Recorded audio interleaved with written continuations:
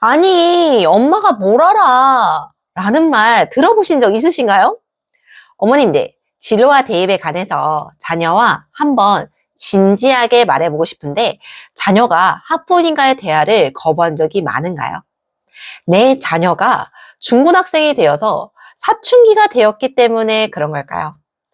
아마 부모님과 학생들이 대하기 싫어하는 이유는 사춘기여서만은 아닐 겁니다. 오늘 이 영상을 끝까지 보시면 핵심 대입 용어에 대해서 알아가실 수도 있고요. 오랜만에 자녀와 진로와 대입에 대해서 허심탄회하게 말해볼 수 있는 시간을 갖게 되실 겁니다. 자, 이제부터 시작할게요. 입시 노베이스 탈출을 위한 첫 번째 관문입니다. 수시와 정시의 개념을 정확하게 알고요. 무엇보다도 수시의 전형에 대해서 아셔야 합니다. 아니, 나를 바보로 하는 거야? 라고 생각하실 수 있으실 것 같아요. 아니, 세상에 대입에서 수시와 정시의 개념 모르는 사람이 어딨어? 라고 생각하시죠? 학부모님들께서 학창시절 때 직접 경험하셨던 것처럼 그 수시, 정시 개념 맞습니다. 근데요, 이게 시대가 변하면서 약간의 특징이 변하게 되었거든요. 오늘은 그 부분에 대해서 말씀을 드리고자 합니다. 일단 정시는 알고 계신 것처럼요, 서울대와 고려대를 제외하고는 수능 성적 하나로만 모든 게 결정되는 전형이라고 보시면 됩니다. 그 다음 수시는 학교 내신을 가지고 대학교를 가는 방법이죠. 근데 아까 말씀드린 것처럼은요, 무엇보다 입시 노베이스를 탈출하기 위해서는요, 수시 전형의 종류에 대해서 알고 계셔야 됩니다. 수시 종류는 크게 첫 번째 학생부 교과 전형이 있고요. 두 번째 학생부 종합 전형이 있고요. 세 번째는 실기 실적이 있습니다. 네 번째 논술이 존재하는데요. 거의 대부분의 저희가 이제 만날 수 있는 거의 대부분의 학생들은 일반고 학생이기 때문에 오늘은 학생부 교과 전형과 학생부 종합 전형에 대해서 말씀드려 보도록 할게요. 학생부 교과 전형은 학부모님들에게 아주 익숙한 전형일 거예요. 학교 내신을 정량적으로 평가하여 대입에 반영하기 때문에 대학교 학과를 붙을 수 있을지 없을지에 대해서 비교적 정확하게 예측이 가능합니다. 그렇지만 학생부 교과 전형은 아무래도 일반고 학생이 좀 더 유리한 경향이 있기 때문에 대부분의 대학교들에서 면접이나 수능 최저 학력 기준을 요구하는 경우가 상당히 많습니다. 그리고 두 번째로 학생부 종합 전형은요, 어머니들 때와는 좀 다른 이제 특징을 갖고 있는데요. 첫 번째, 그 대학교에 들어가기 위해서는요, 내신 성적이 지원 자격이 되고요. 그 다음에 이제 면접이나 다른 이제 비교과 같은 것들이 합불에, 그러니까 대학교 합격 그리고 불합격을 결정하는 요소가 됩니다. 즉, 학생부 종합전형은 합격 내신이 범위로서 정해져 있습니다. 그렇기에 합격 여부를 정확하게 예측하기 힘들지만 비교과 영역을 관리함으로써 학생이 가고자 하는 대학의 합격률을 높여볼 수 있겠습니다.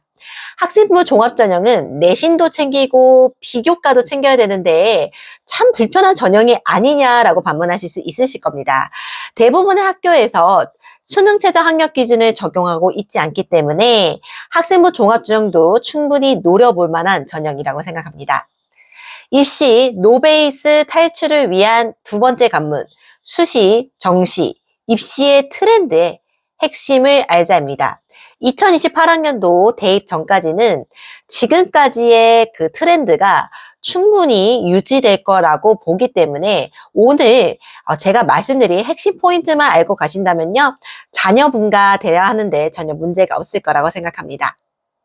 학령 인구 감소에 따라서 대학 자체 구조 조정으로 매년 대학교 모집 인원이 감소하고 있습니다. 수시와 정시는 대학교 소재가 수도권이냐 아니면 비수도권에 따라서 모집을 하는 양상이 상당히 다릅니다.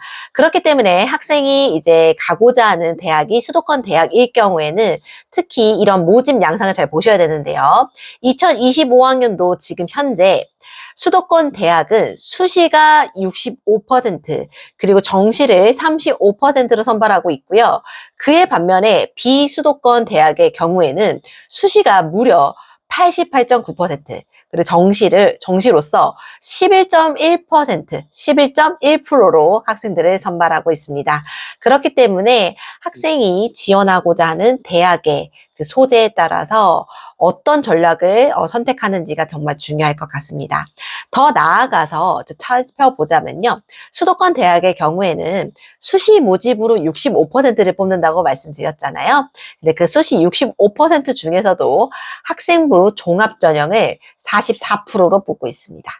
그렇기 때문에 수도권 대학을 가실 생각이 있다면 수시 전형, 그리고 학생부 종합 전형으로 접근하는 것이 가장 현명한 방법이라고 볼 수 있겠습니다. 자, 지금까지 입시 노베이스 탈출을 위한 두 가지 관문을 알아봤습니다. 오늘은 정말 기본적인 것만 알아본 거거든요. 자, 그래서 첫 번째 뭐였죠? 첫 번째 같은 경우는 수시, 정시의 개념을 정확하게 이해하고요. 수시에 전형이 뭐가 있었는지를 기억해 주시는 게 좋을 것 같습니다. 뭐였죠? 학생부 교과전형, 그리고 학생부 종합전형이었고요. 두 번째, 입시 노베이스를 탈출하기 위한 관문 두 번째는요. 수시 정시에 바뀌지 않는 트렌드라는 게 존재합니다. 그 핵심에 대해서 아셔야 됩니다. 첫 번째는 매년 학령 인구가 감소하고 있다라는 점이고요. 두 번째는 수시 정시 이 비중이 조금씩은 변할 수 있지만 기본적으로 수시가 60% 이상의 모집 인원을 뽑고 있다라는 점입니다. 자, 이렇게 오늘은 입시 노베이스 탈출을 위해서 제가 이렇게 강의를 해보았는데요. 앞으로도 학원 경력 13년 차 입시 전문가로서 학부모님들께 이런 유용한 정보들을 전달해드릴 예정입니다.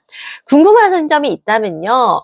언제든지 댓글로 남겨주시면 필요한 정보들을 제공해 드리도록 하겠고요. 지금까지 수시로 들여다보게 되는 입시.